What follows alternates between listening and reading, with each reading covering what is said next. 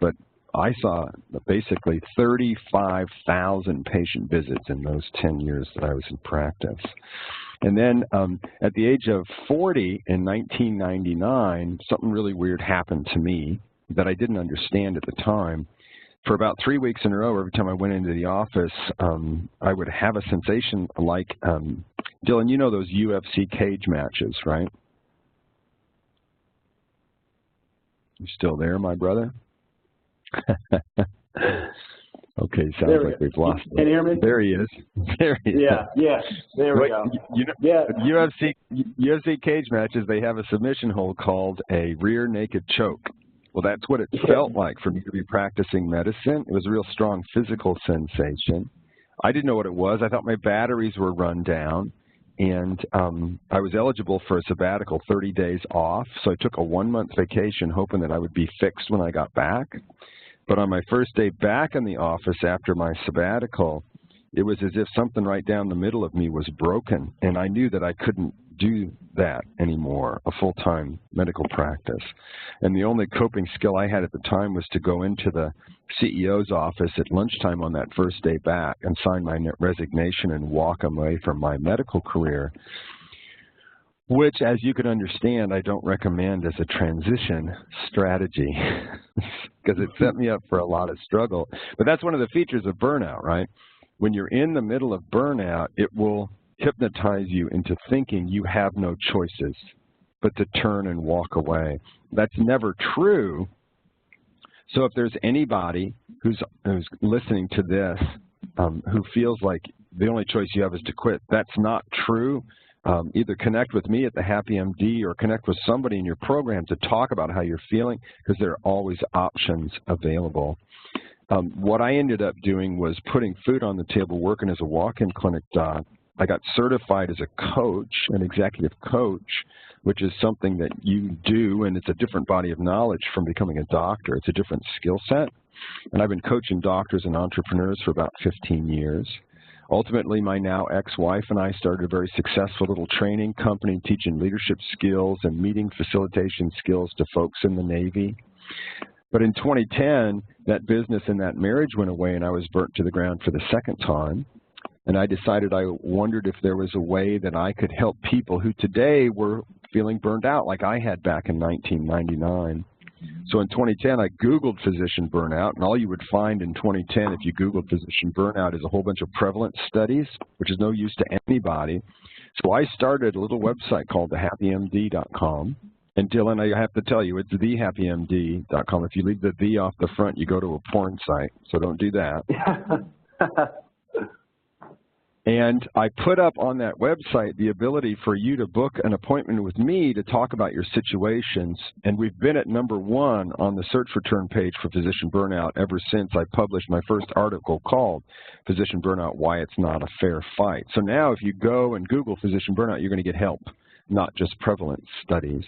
And so for the last 7 years, I've made the creative destruction of burnout my personal 100% professional focus, and we've had some success. We get about 20,000 site visitors a month, have over 15,000 physician members in 63 countries around the world. I have over 2,000 hours of one-on-one physician coaching experience, and have even certified 6 more physician coaches to handle the volume. And I've trained about 15,000 doctors in live settings for about 70 corporate clients right now. So the information I'm going to share with you today is built on a whole bunch of experience with burned out doctors who find me over the internet. And both at an individual level, I've helped a lot of doctors, several hundred physicians in all specialties recover from burnout, and I've helped a whole bunch of organizations create environments where burnout is less likely. And what I can do is run the clock backwards from my burned out doctors back to when they were medical students and back to when they were residents, and you can see the seeds of burnout getting planted. And I want to emphasize some of those things as I talk with you today. Now, this presentation is arranged in a logical questions. You might want to take some notes. I strongly encourage it, because I'm going to show you some things that you don't know that you don't know. And I'm going to show you some things that you'll never be taught going forward in medical school or residency. They're going to be really important to you down the road. We'll ask questions one at a time and we'll answer them simply. The first one is, what is burnout? So if you want to know what burnout is, you have to know who Christina Maslach is. And I actually just met her last week for the first time. She's what's called an industrial psychologist. And in the 1970s, a long time ago, the 1970s, she was studying employees in big companies in the San Francisco Bay Area, and she was assigned with figuring out how employee engagement works. And she and her team found engagement, but they also found this dark twin of engagement. And they were the first people to use the word burnout. And in their philosophy, engagement and burnout are actually different ends of the same spectrum. So it's on a continuum, engagement on one end, burnout on the other. And what they found was that when you get over towards the most burned out side of the scale, things get strange in a dangerous way. Because what happens is when you're severely burned out, it affects your physical health, and you also carry it home, and it affects your relationships at home. But she was the first one to call it that. And her test, the Maslach Burnout Inventory, often abbreviated MBI, is the gold standard for measuring burnout. And it has 22 questions, but it only has 3 symptoms. Let's go through them one at a time. Symptom number 1 of burnout is physical and emotional exhaustion. And the voice in your head will often say this: I'm not sure how much longer I can keep going like this. And pretty much what I do when I start any presentation in a live group of physicians is ask, raise your hand if you've ever had a week or a day so stressful that a little voice in the back of your head said, I'm not sure how much longer I can keep going like this. And every doctor in every room has always raised their hand. Because this is a universal statement from doctors, med students, residents. It's interesting that it's also a universal statement from parents. And the reasons that doctors and parents will all say this at some point is because those are 2 situations when it's totally legitimate and expected that we would put our interests in front of somebody else's. We're going to talk more about that in a second. The second symptom of the Maslach Burnout Inventory is what she called depersonalization. It's when you get cynical and sarcastic about your patients. Some people call it compassion fatigue. And what I'll tell you is that needing to vent, being cynical and sarcastic about your patients is often very common on certain wards or services or wings. And some people begin to think that it's normal. It's actually a symptom of burnout. And when you find a whole ward or a wing where everybody has to vent or be cynical and sarcastic about the patients, what they're telling you is that the burnout prevalence on that ward or wing is extremely high. And burnout prevalence can approach 100% depending on what kind of stress people are under. But what's happening when you're venting about a patient is that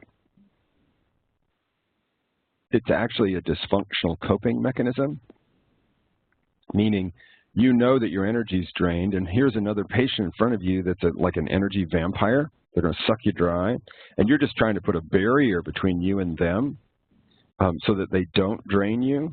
But as soon as you're done with this conversation where you're perhaps telling a joke or demeaning them with a colleague, you're going to walk back out onto the ward or the wing, and you're going to be seeing patients again.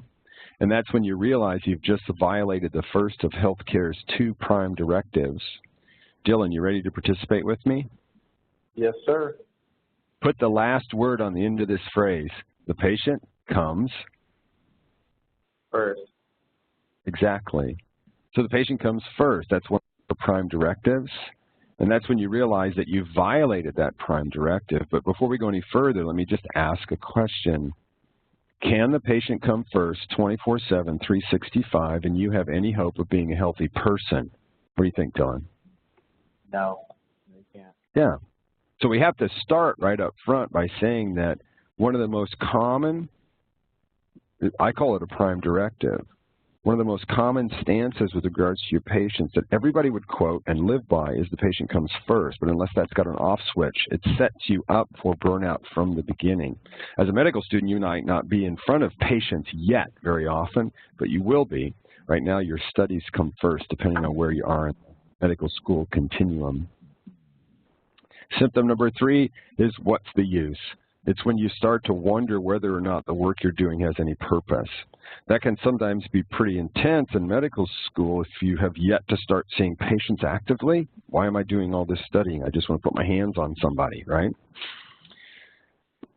And I want you to know, too, that there are gender differences in these burnout symptoms. Remember, we've got exhaustion, cynical and sarcastic, and now what's the use? This particular symptom, what's the use? Or sometimes somebody's, the voice in the head will say, if something doesn't change, I'm concerned I'm going to make a mistake and somebody's going to get hurt.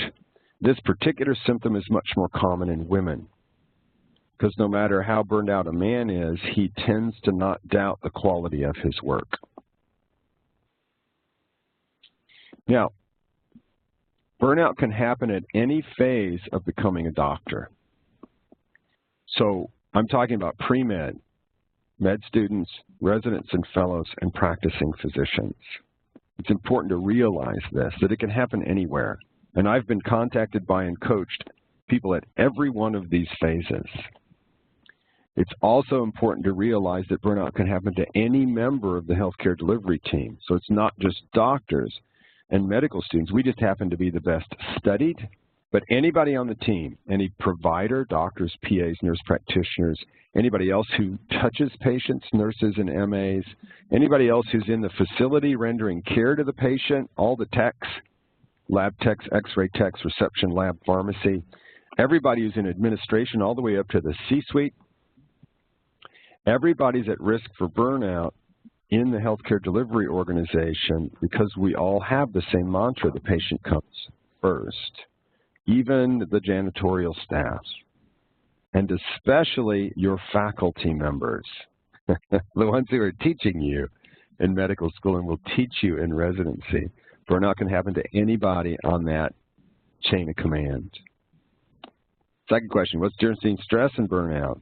Well, they're both disorders of energy metabolism. When we think energy, often in medical school, you're thinking about the Krebs cycle. So if you know what the Krebs cycle is, don't worry about it. It's not that. And you'll be happy to know that you'll never, ever need to use anything you learn about the Krebs cycle at any point in your career going forward. So just pass the test and let it go, right? Right. But the best way for me to express the difference between stress and burnout from my perspective as a coach is with a couple of lines. So here's what stress feels like. If this is your energy level, it goes up and down depending on what's going on that day or that week or on that service or on that in that topic that you're studying. And when a person is heading into burnout, your energy level, though, assumes the course of a downward spiral. Sort of like a World War II Air Force movie where the plane has been shot and it's circling down towards the ground. And hopefully you don't hit the bottom. But that downward spiral in your energy where it doesn't feel like you're coming back up, you're not able to recover, right? You get a weekend off and it doesn't seem to help. That's the way your energy feels when you're diving into burnout.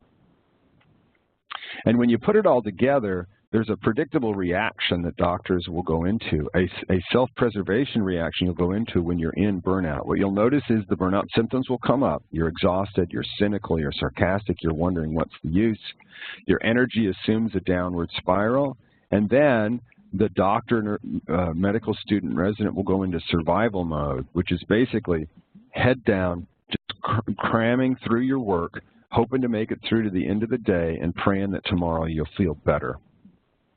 And oftentimes, it's easier for somebody else to watch you go into survival mode and the downward spiral. Oftentimes, it's very difficult for the actual medical student, resident, doctor to recognize it in themselves, especially if you're a man.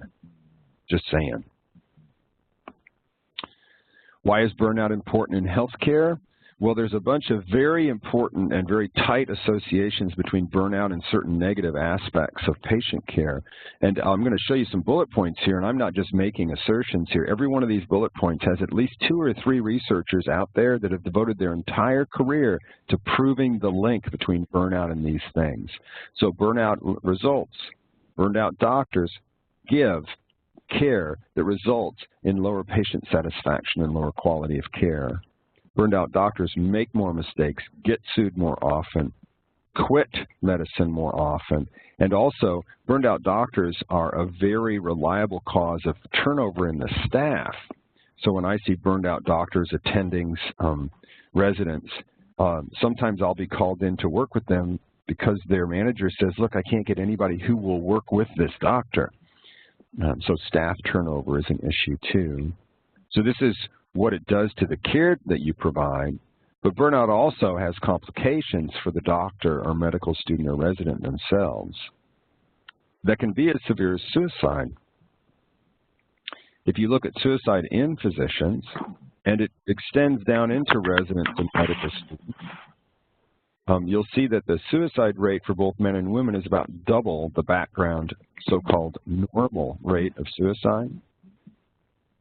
And I can tell you that from my perspective as a coach who's been working exclusively with physicians for 7 years now, whenever I see pre-med, med student, resident, or a practicing doctor who commits suicide, I always assume that the thing that kicked it into gear was an episode of burnout. And because doctors are people too, if that particular physician has a personal history or a family history of depression or a drug and alcohol problem, things can happen that end up in a suicide. But it was triggered by burnout. That's always my assumption. Because, you know, you really got to work hard doing what you're doing right now to become a doctor. In my case, I was family doc, so I was in the medical education system for 7 years, 4 years of medical school and 3 years of residency, basically my 20s. So when you're giving up your 20s to the study it takes to become the doctor who can make a difference in people's lives, and somehow that's interrupted, that's just soul-level angst. And it doesn't surprise me at all that suicide rates are higher. It is something we can prevent, though, and I'm going to talk about that towards the end of today's presentation. Real quick, though, you may not be aware of this, but Dylan, do you know this? Is the prevalence of burnout increasing in American doctors? I think so, but I don't know for sure. Okay, so let me show you the best research we've got that comes from a Mayo study that was repeated it was done in 2011, 2014, about 6,000 doctors, no particular specialty. These were doctors, not residents or medical students, but we do have information about residents and medical students that mirrors this. They used the Maslach burnout inventory, and they found a prevalence of at least one symptom of burnout in this percentage of doctors. Now, that 54 number is interesting, because it crosses the 50% mark, right? Now, this information hasn't gotten out into the lay press at this point very much, but imagine your mom saw this number, your mom, right? And your mom's going to go see her doctor today.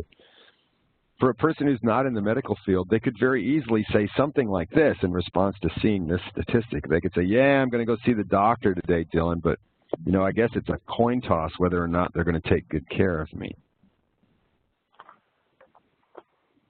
Which is not particularly accurate, but it certainly is a reasonable thing to assume if you're a layperson. Now, there's a whole bunch of reaction to the burnout epidemic going on right now, with all sorts of big academic institutions getting into figuring out ways of preventing it.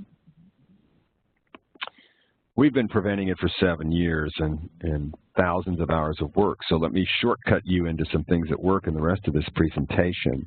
Now, it's interesting that these two surveys didn't just measure burnout. They also measured depression, found that 40% of the doctors in these studies were depressed, and they also asked a single question, have you thought about suicide in the last year? And 6% of the people said yes. I think these are even scarier numbers, but at least they are stable. So the answer is it increasing? The answer is yes. It's part of the reason why I'm talking to you today, is because even AMSA has jumped on the bandwagon.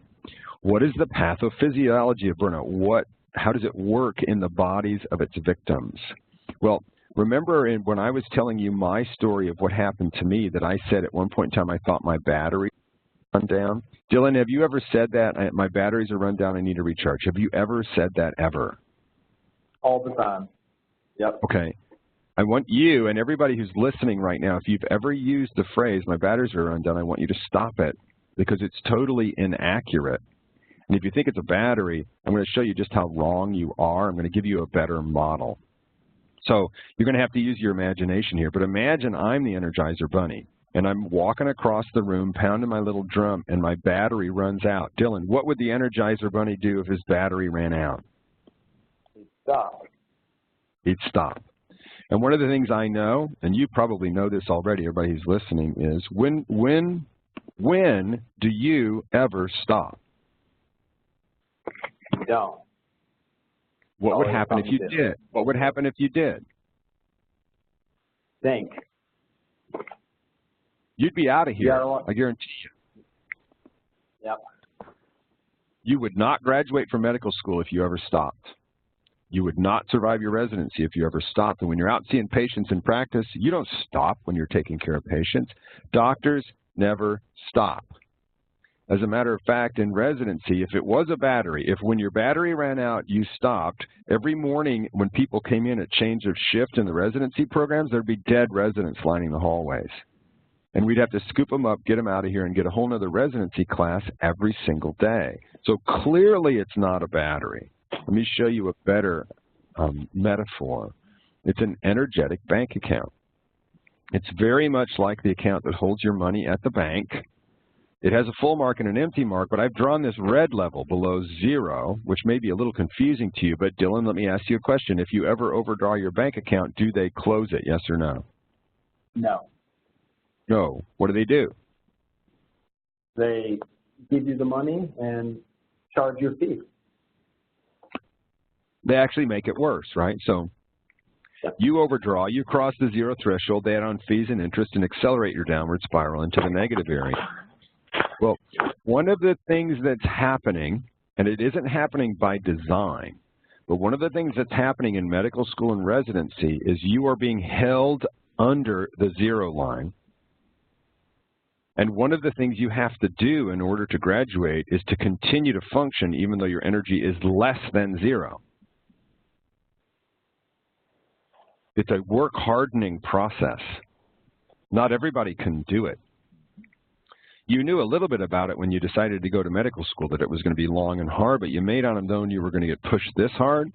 But one of the things we learn in residency and medical school is how to function with a negative energy level. Well, let me ask you this, Dylan, if I was able to determine your energy level when you're going on your, let's say your 4th year medicine rotations,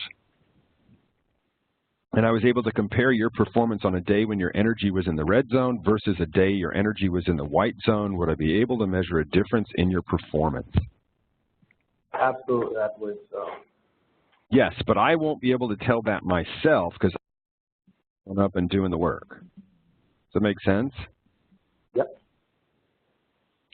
Now, another thing that's really important, because you all are close to this decision right now, and that is that when you decided to become a doctor, when you decided to come to medical school, you may not realize it at this level of awareness, but you chose to be a light worker.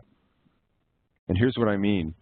You chose that your career would be battling alongside the forces of light in the universe as they address the forces of darkness, showing up as illness, suffering, death, and dying, and family members' crazed attempts to deal with that in their loved ones. We're light workers. We're always dealing with darkness as it shows up.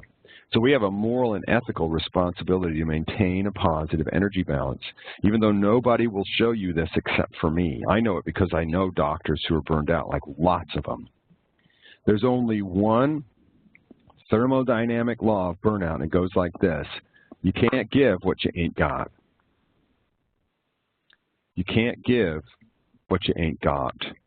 And when I say that, I mean not just to patients, but also to the people that you work with, your teams, and also to your families, because burnout is exquisitely portable. You carry it around with you wherever you go. You certainly do not check it at the door. A lot of the work I do, the doctor or the med student or the resident is in the room with their significant other if they have one. And there's a lot of head nodding going on when I show this slide from the significant others. Because again, you drag it home with you, sometimes you can't tell what's going on. But the bottom line is you can't give what you ain't got. So let's give you the ability and the awareness to take really good care of yourselves. So what are the causes of burnout? Well, after I had seen about 50 doctors as a coach, And I'm a family doc, so by definition, I'm a lumper, right? So I put things in lumps and categories in order to understand what's going on. I found that there were 5 basic causes of burnout. All of them are sources of stress, and everybody's stress matrix is different than everybody else's. It's sort of like your fingerprints. So even though these are common sources of stress, everybody's pattern of what's stressing them out is a little bit different. Let's go through them one at a time. So the practice of medicine is stressful. I often joke to people, and you're in the middle of this, people who've just graduated from residency, I tell them, and this is actually true, you could take the money that you're going to borrow to get through med school and residency and probably buy 2 Burger King franchises, and your job as a Burger King franchise owner would be very different than what you do as a doctor, where you deal as a light worker with people who are sick, hurting, scared, and dying, and their family members. So this is woven into the fabric of your decision to choose to practice medicine. And another thing that's going to happen, but it may not have happened to you yet, is there's going to be bad things that happen. Patients will die. Mistakes will be made. Things will be very sad. And everybody gets hurt along the way. We don't necessarily do such a good job of taking care of our folks that are struggling with things that have happened. But it's rare that in the course of practicing medicine over a day, it's a rare day when you don't put in more energy than you take out. And you come home a little bit drained, most days. Not always. I'll teach you a way to avoid that. Second is the job, meaning you'll graduate from your residency program as a board-certified doctor of some sort, and then you're going to take a job. And every job position has additional layers of stress in addition to actually practicing medicine and seeing patients. So if this is your practice and it's in the context of your job, well, there's rings around that job. So there's your call rotation, your compensation formula, your particular EMR, right?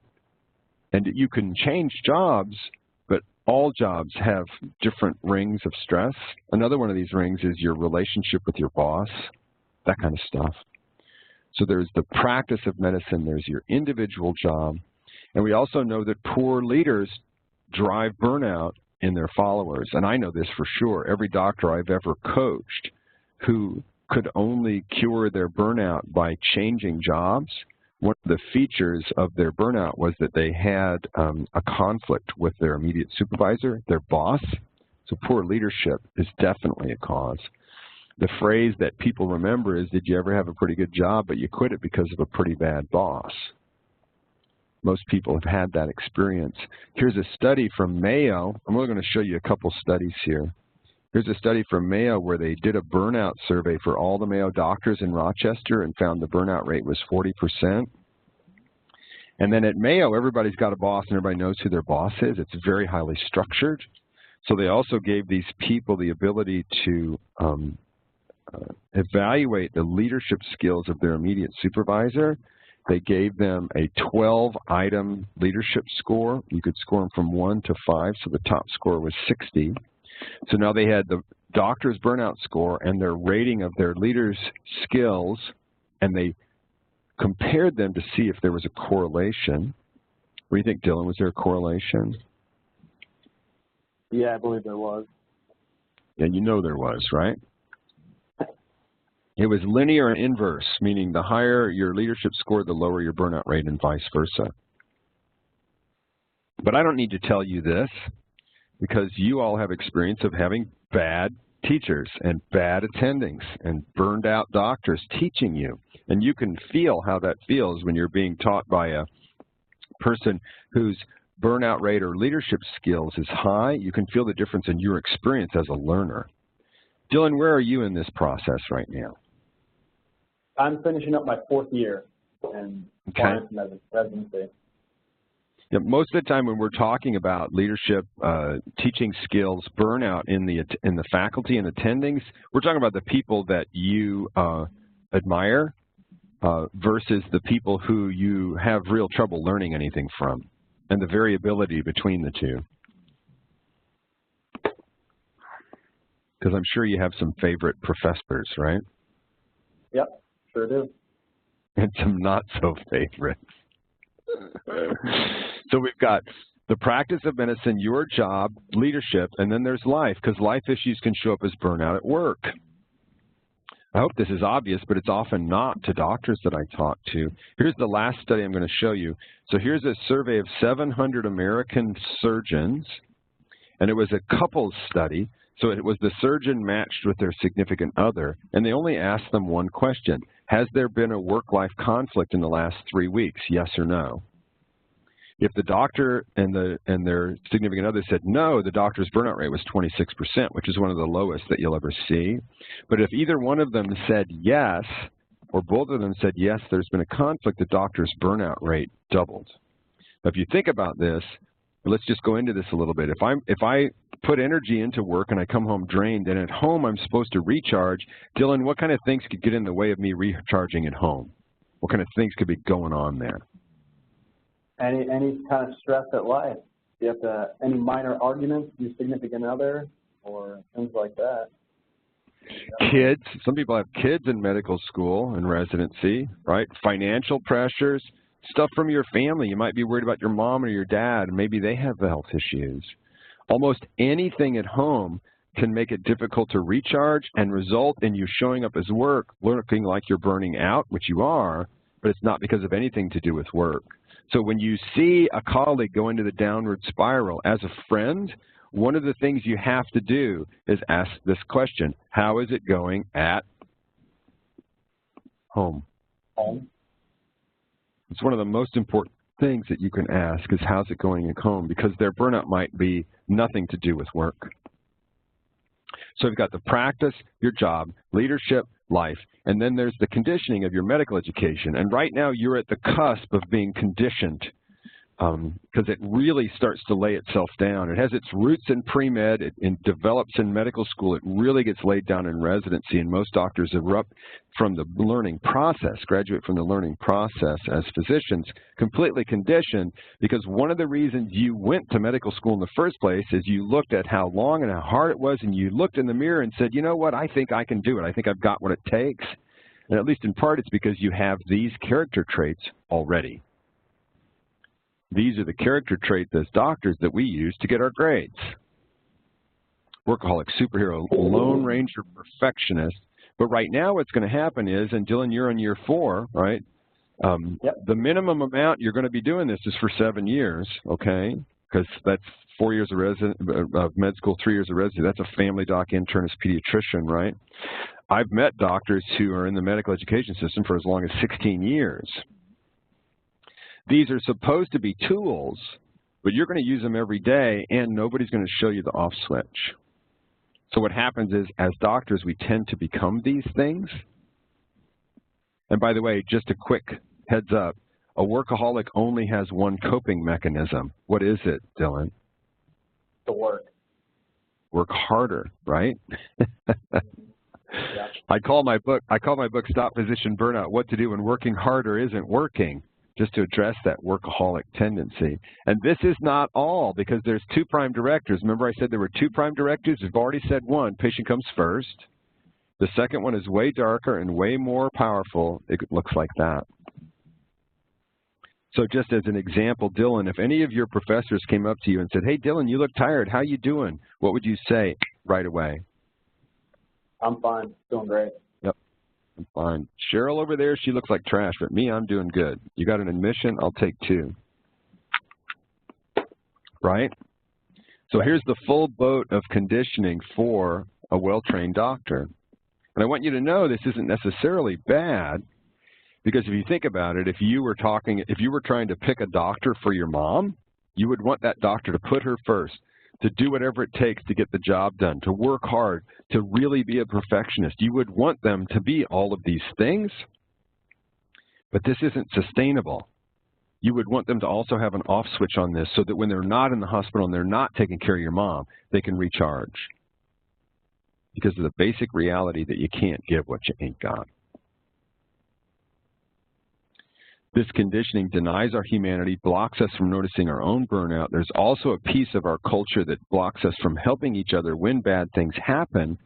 And on the far side, And again, I've coached pre-med med students and residents, but on the far side, as a practicing physician, most of the doctors who hire me as a coach are doing so because they've basically been doing the same thing over and over again for years, hoping it would get better. And that's basically Einstein's insanity definition. Doing the same thing over and over again and expecting what, Dylan? Different result. A different result. That's crazy. But in the conditioning of your medical education, in the downward spiral, we do crazy things. And you can see it in your friends better than you can see it in yourself, which is why we have to have each other's back as we go through the education process. So there's the big 5. I will say there are other sources of stress that are important in some doctors more than others. The biggest ones I run into over and over again are the various biases that already exist in our society. So gender bias, racial bias, cultural bias, age bias are all there. And the people who feel it the most in the current system, and it's getting better over time as a new generations of people move into the system, but in my age group and people that followed me, oftentimes the people who feel the most bias in becoming a doctor are the women, especially the women of color. So a lot of my clients are women. Actually, 80% of our coaching clients are women, simply because women ask for help more often, not because burnout is 4 times more common in the women. So how do you prevent or reverse burnout? Well, the first thing you have to do, and I have to teach you this, and this is perhaps the most important thing that you can learn today, and that is a fundamental distinction that you have to understand that burnout is not a problem. And when I say not a problem, I don't mean it's not an issue, it's not a concern, it's not something that causes distress, it just doesn't meet the definition of the word problem. Let's go through this nice and slow because it's a super important distinction. Problems have solutions, and if I apply a solution to a problem, what should happen to the problem, Bill? It should go away. It should go away. Resolve. So a problem is something that has a one-time fix. So, for instance, 2 plus 2 is 4. I've solved it. Now we can move on to the next problem. And what I want you to know is in clinical medicine and in life, there are very few simple problems like that. In clinical medicine, there are even very few simple problems. One of them, though, is a pointing abscess. So I've got a boil with a big wide head on it. Dylan, what's the solution? Drain it. Pop it. IND, right? Just like you would pop a pimple on your nose, right? So you incise and drain it to get the pus out, and usually that's all you have to do and it's fixed. But it's also not common for a person to come in with the boil. Typically people are coming in with chronic health problems like diabetes and obesity and hypertension and cardiovascular disease. And I want you to know that those kinds of patients, you can't fix them, just like you can't fix burnout. You can't make it go away with one step. Many medical issues and burnout itself are each examples of dilemmas. They're a perpetual balancing act. So what's the balancing act of burnout? Well, imagine a child's teeter-totter, right? And on one side, you've got the energy that you burn over the course of a day. On the other side, you've got whatever skills you learn to recharge. And by the way, I'm going to teach you some today, but recharging skills is not something they teach you in residency or medical school. And you have to remember a couple of things. Number one, this energy burn is work and home, so it's holistic. And number two, you have to remember that this balancing act never ends. You need to recharge your energy in medical school and residency and basically for the rest of your life. So when it comes to tools, this recognition, this awareness that burnout's not a problem is tool number one, because you can't solve a dilemma because there is no solution. It's not a problem. You have to do something different. Now, there's another S word that goes in this blank here, Dylan. What would you suggest that word might be? It's not solution. Yeah, interesting. I was going to say solution, right, but they don't have solutions. Here we go. There it is. Yeah. Strategy. Strategy. Now, just real quick, Dylan, strategy, does that have one or more than one step? More than one. More than one. Okay, so let me give you another example of a common dilemma, your physical fitness. Are you with me?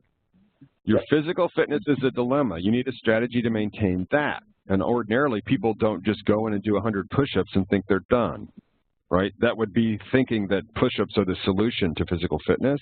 You would do multiple things. So the strategy is typically 3 to 5 new actions that you're going to take. And because the balancing act never ends, you're going to turn these into habits. Now, I want to emphasize this. This is so important for everybody to learn. So I'm going to do this a couple of slides over. You have to build a strategy to maintain the balance that you seek. They need to be new actions if you aren't happy with your current balance. If you're drained, tired, burned out, you would have to do something new to get new results. This is how you escape Einstein's insanity trap.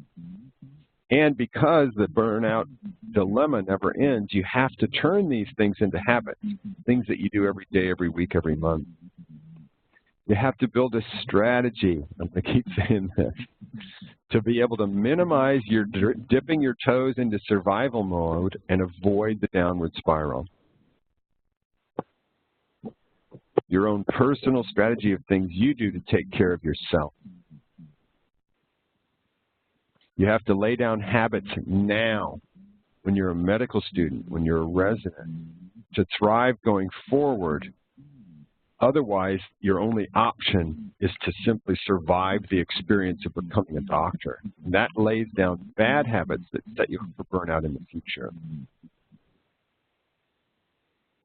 So we're going to go through some of these things in just a second, some things that have worked for almost all of my clients. I'm going to show you several of them. But it's also important to realize that you are a canary inside the coal mine of medicine. Let me tell you a little bit about canary in a coal mine. Back in the early 1900s, miners died of two things. They died of cave-ins, and they died when big pockets of carbon monoxide and carbon dioxide would come out of the coal face that they were mining. You can't smell or taste either one of those, so they'd just drop over dead. So what they used to do is carry a little canary in a cage down into the mine with them, because canaries do two things. Number one, they never stop singing, and number two, they die before a human in bad air. So what they would do is every shift would carry a little cage with a canary down into the mine with them, and they would work on the face of the mine and then stop every few minutes to see how the canary was doing. If the canary was singing, they'd go back to digging out coal. But if the canary had stopped singing, they'd go check the cage. And if the canary was dead at the bottom of the cage, they'd all run out of the mine as fast as possible. So we, as doctors, med students, residents, are the canaries in the coal mine of medicine. We're the indicators of the conditions in the mine. Dylan, you still there? Yes, I am. Okay, cool. Great. So every canary, each of us needs our own personal resilience strategy. And that's what I'm teaching you today. It's how to take good care of yourself so that you're resilient inside the system. But every system of care also needs an organizational strategy to always be making a better system in collaboration with the canaries. Hey, Dylan, I've got a lot of audio feedback from a different conversation. Can you mute your phone for a second? Let's see if it goes away. Sure thing. There it went. Okay. Stay muted, Dylan, until I call you in, okay, because that gets rid of that conversation. Thanks. So every canary, that's us, me too, right, needs their own personal strategy, 3 to 5 steps they turn into habits to take care of themselves. And when you join an organization, either in you choose a residency program, you choose a medical school experience, you choose your employer coming out, we have to make sure that they have processes in place to always be building a better mind. And if you think about it this way, that there's a number of ways to prevent burnout. You can lower stress, you can increase your ability to recharge, you can do it for yourself, you can also do it at the level of the organization. That makes a matrix, 4 parts, 4 different buckets of tools that you can use. And in our practice of burnout prevention, we've identified over 117 different things that can prevent burnout. If you thought you were looking for a solution, that one thing that all you have to do is one time that fixes it, this would be really confusing. Instead, if you're looking for the 3 to 5 things you're going to use in your strategy, this would be of some reassurance. It's like a smorgasbord for you to choose from. What are the most common components of a burnout prevention strategy? Let me show you a few that almost all of my clients use. And these are quadrant 2 tools. They're personal recharge activities. You don't need anybody's permission or help to do these. One is to pay attention to your 3 energy tanks. I'll show you that in a second. And the second one is that you build work-life balance 1 week at a time using a scheduling process I'm going to show you. So remember I said there's an energy account that holds your energy and has a negative, it has the ability to go negative. I want you to know there's actually 3 energy accounts that correspond to the 3 symptoms of the burnout inventory. There's a physical energy account, an emotional energy account, and a spiritual energy account, and you fill them in different ways. So this is tool number 2, is to understand there's 3 accounts. The first symptom of burnout is exhaustion, corresponds to a physical energy account. And if you think of how would you put deposits in this physical energy account, well, in acknowledging the fact that you're a human animal, you would take good care of yourself with adequate rest and nutrition and exercise. The challenge is, most of the time in medical school or residency, we learn how to take really bad care of ourselves. Matter of fact, we lay down horrible self-care habits because typically our exercise patterns, our sleep patterns, our nutrition are radically affected by the process of going through medical school or residency. So my encouragement is for you to lay down some habits of taking good care of yourself now and maintain those as you go forward, because they'll keep your energy accounts higher. The second symptom, compassion fatigue, corresponds to an emotional energy account. And this is one that, in my experience, you feel with healthy relationships. Here's what I mean. Think of all the people that you love. They are probably family members and really close friends. One of the things that happens in medical schools and residencies, we tend to get quite isolated. We tend to not connect with those people as much as we used to. If you think of all the people that you love right now and ask yourself, is there anybody in this group of people that I love that I haven't connected with? It's been way too long. Write their names down right now and either call or write a card or email or something to maintain these connections with the people that you love. Don't let these relationships slip off to the side, or you won't have the emotional energy that you require to be available to patients, because you can't give what you ain't got, right? And the last one is your spiritual energy account that corresponds to this what's the use feeling. The deposits here are made when you really connect with the purpose and meaning in what you do, typically by connecting with favorite patients, especially when a patient says thank you to you. A patient or a staff member or a family member says thank you to you, I encourage you to take a moment, empty your hands, take a breath, and really let that soak in. Really let that soak in and tell them how much you appreciate them. Now, these occurrences are not common, and most of the time the doctor blows it. But if anybody's about to say thank you to you, empty your hands, turn and face them, and soak it up. That's the one time when you might go into work, you might go into your practice or into school or into your rotations and come back with more energy than when you showed up in the morning, is when you have one of these ideal patient encounters and you really soak up a thank you. They're so important and so often we miss them. The second tool is a work-life balance tool. I call it the schedule hack, because what I found is that work-life balance is another dilemma. You have to have a strategy, and it's built 1 week at a time. This is the last of the tools I'll show you today. So it has to do with the gorilla we've got here. This is not Harambe, by the way. This is an 800-pound silverback lowland gorilla, though. Imagine that this morning when you left the house, I stole your keys and I let this gorilla in your house or your apartment. And I'm not going to take him back when you get home tonight. You're going to live with this gorilla in your house or your apartment for a whole week. How much room is he going to give you in your whole apartment? A lot or a little? Well, we both know it's very little. And where's he going to poop? He's a wild gorilla. He's going to poop wherever he wants. So here's the metaphor. You chose to be a medical student resident doctor. The gorilla is your career, and the house is your life. Left to its own devices, your career is likely to leave you just the very edges of your life and make a mess wherever it wants to. So I'm going to show you a little weekly process that helps you put the gorilla in the back bedroom so you can have the rest of the house to yourself. I have found that when it comes to work-life balance, the strongest structure always wins, and that structure is always a calendar. And what I have found is that doctors, medical students, and residents typically are carrying a calendar at all times. Typically it's in your cell phone. But when I ask them what's on it, typically it's just work. It's your classes, right? It typically doesn't contain things like date nights, workouts, right? Hot yoga, manicure, pedicure, anything for pleasure. It doesn't have evidence of a life. And so what I'm going to do is show you the very simplest way to build and carry a life calendar with you at all times. If you don't have a paper calendar on your refrigerator at home, get one, because this is the very simplest way to do this. And what you do is once a week, you pull down that paper calendar, you gather everybody that you live with in 4 colored pens, and you map out the week ahead. But remember, this is a life calendar. You don't have to put work on it. You already have a work calendar. So put your workouts. Put a manicure, pedicure, hot yoga, massage. Put date night, right? If you have a date. If you don't, date yourself. Put your life on here. Go for a walk. Read a book for pleasure.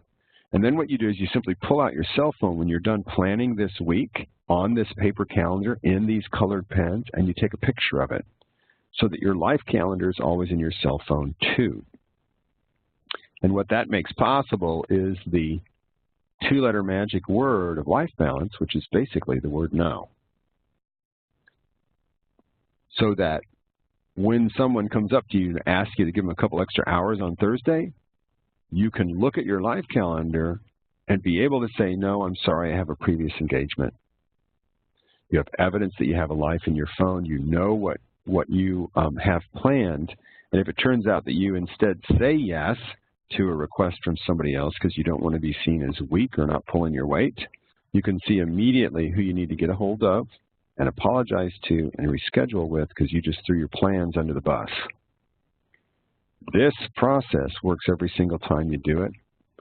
A lot of times do their life calendar, the schedule hack, on a Sunday in advance of the coming week.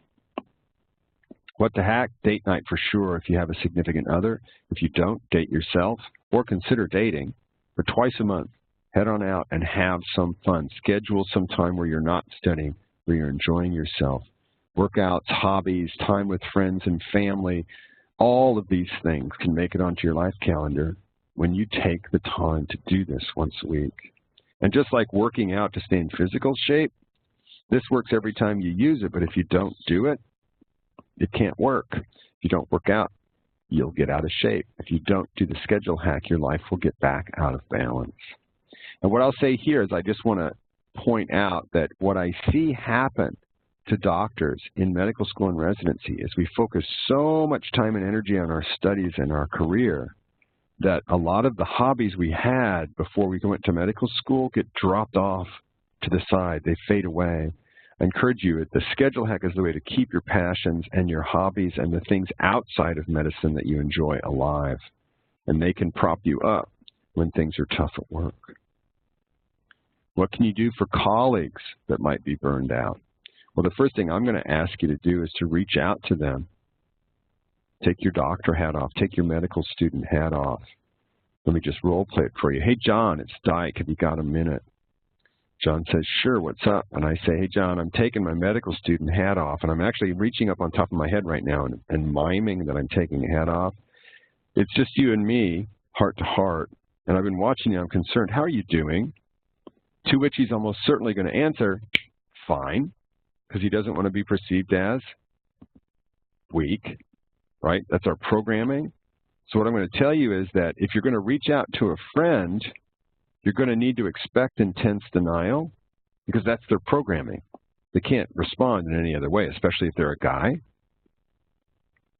But don't think that means you did something wrong. I'm going to encourage you to be persistent.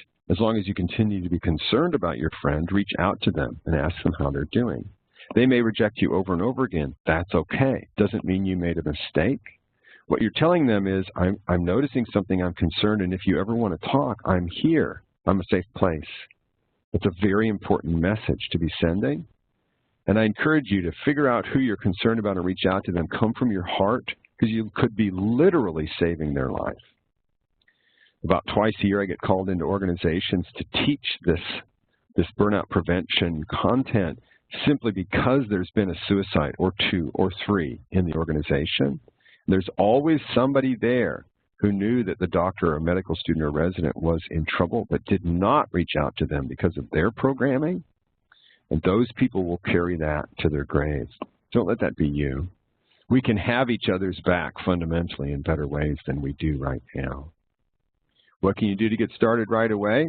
Well, I encourage you to take what you've learned today, and if you want to see the 117 different things that we teach to prevent burnout, you can come to the website. It's called the Matrix Report.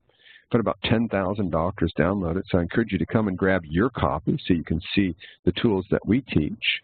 And then we also have a book you can buy on Amazon, Stop Physician Burnout, What to Do When Working Harder Isn't Working. It's basically the reference text to burnout prevention. And all across the country, med schools and residency programs are buying these in bulk to use as their burnout prevention curriculum. We're wrapping up here. This is Einstein. He says he never said this. He's actually adamant he never said it. Doesn't make it any less true. Here's another way of saying the same thing.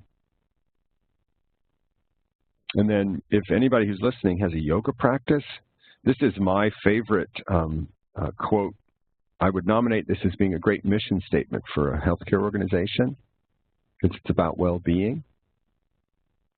Take joy in the well-being of others is to share in the riches of the world. So hopefully today I've been able to show you some things that you didn't know about burnout. The energetic bank account that has a negative, right? The fact that burnout's not a problem, it's a dilemma, you need a strategy. The programming of our medical education, which is only just beginning in you right now. And the one thing I would say, having worked with all sorts of doctors on the far side who get burned out, is don't put your dreams away, don't put your hobbies, your passions, the things outside of medicine away that you brought to medical school with you. Do what you can to use the schedule hack to keep them alive and maintain that balance going forward. Take good care of yourself and lay down habits now that will serve you in the long run, rather than allow yourself to drop into survival mode and just survive the experience of medical school and residency. And just so you know, I'm doing everything I can on the leadership and organizational side to help make better workplaces as well. So that's the end of my prepared remarks at this point. And then, Dylan, why don't you key back in here? There you are. Yep. So, yeah, whenever you come in, whenever you come in, there's a background conversation going on, but it's muted. Go ahead. Okay, I was going to say thank you very much. This is a wonderful presentation.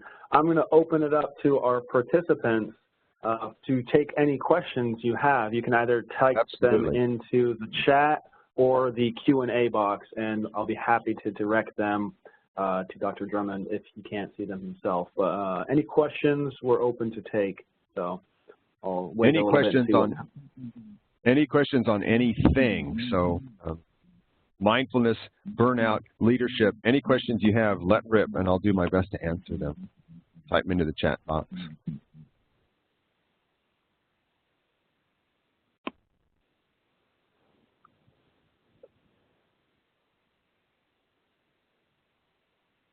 So just so you know, Dylan, a lot of times, given my experience in our position on the web, people will always ask me, what's the solution for burnout? Now I hope you recognize that's the wrong question. Yeah. They're hoping it's simple. And a lot of times if you get lost in the trap of thinking that burnout's a problem, you'll try to do one thing to help your exhaustion. And it won't work 100%, and that'll be frustrating. You'll think you haven't found the right solution. Well, I hope that you can see now that it's a strategy. Just like if you're going to work out to stay in shape, you're probably not going to do just one exercise, right, to get yourself in shape. Same thing. Takes a strategy. Come on now, there's got to be a question out there. Anyone? Any questions? All right. I'll ask one of myself. Okay. Out of the 117 different parts of the matrix, you personally, what is one of your kind of favorites to use for recharging yourself? Yeah, the one that everybody uses is the schedule hack. Mm-hmm. And I teach a mindfulness technique I call the squeegee breath. Mm-hmm. So it's a way of when you notice that you're upset or distracted at work, you take a big breath and refocus yourself. So every time I've ever worked with a doctor, mindfulness plays a role in their burnout prevention. The place that I think it works best is when you're going home and you're not on call that night, to take a big breath and release work, to come all the way home and use that as an off switch on your programming, to take off the white coat and become just you when you're in the house. Because a lot of times people will drag work home. I mean, how many times have we sat at home and thought about work, right? Mm-hmm. At that point, what's happening is you're continuing to drain in a different location. So having something that you do where you say to yourself, with this action, I'm coming all the way home. It could be taking a deep breath. It could be changing your clothes. It could be walking your dog. Whatever that is, to shut off your programming is also very, very important skill to learn. And as with all skills, the more you practice, the better you get, right? Excellent. That is an excellent point. I myself think I will start implementing that one personally. Now, if you want to having that off switch. If you want to see that in my work, it's called a boundary ritual. So it's a way to shut off and to consciously do it. Say to yourself, with this action, I'm coming all the way home, and just let work go if you can. Let medical school go. Let residency go if you can, to turn back into the normal you, the undoctorly you.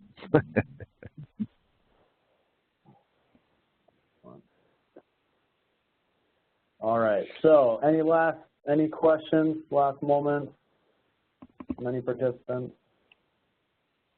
That's okay. We still have 9 on the line. Yeah. Yeah, you're welcome, Nicole. You're welcome, Nicole. You're welcome. Yeah. And just so you know, come on over to thehappymd.com. We have hundreds of free resources and blog posts and things, stuff that'll really make a difference, I promise. Yeah. I actually, when I first reached out to Dr. Drummond here, I myself found the Happy MD as well. And yes, it is chock full of many different resources, not anything from the mindful minute that was mentioned kind of briefly to his burnout matrix. So there's a lot there, and I highly suggest checking it out. So happymd.com. Yep, and then the other thing I'll say too, is just one more thing, is that one of the things that we learn in medical school and residency that does not serve us well as in doctors is we believe that medical school and residency are competition. And so what happens is that we tend to not care for each other enough. We tend to not have each other's backs. I mean, really, honestly, what do you call collaboration in medical school, Dylan? It's called cheating, right? When you're out in practice and you're working with a group of your colleagues in your specialty, and you probably have a call rotation, it's really important to be friends with each other, to have each other's back, to care for each other, to watch out for each other, because it's much more common for the doctor who's burned out to not recognize it. It's much more common for their colleagues to recognize it first. And if we aren't used to having each other's back and reaching out and showing concern and being able to ask for and accept help, that's when things get really desperate. So I'm going to say right now, in medical school and residency, it's okay to care about your friends and your colleagues and to reach out. It's okay to ask for help. It's okay to offer help if someone seems to be struggling. And I encourage you to do it early and often and build a tribe of medical students and friends that take care of each other and have each other's back in a fundamentally different way. Go ahead. Be brave and go for it. Show you care. All right. Well, thank you very much, Dr. Drummond. That was an excellent presentation. We appreciate you coming out and doing this for us. Yeah, you're welcome. And that was fun. Yeah, we're glad. So I guess we'll end the talk here. And again, if you have any questions, you can direct them towards me or Dr. Drummond, and we can bring them up some other time if you have anything that comes to mind afterwards. So with that, I will let you all go, and I thank you all for coming, and you have a great day. Thanks, everybody.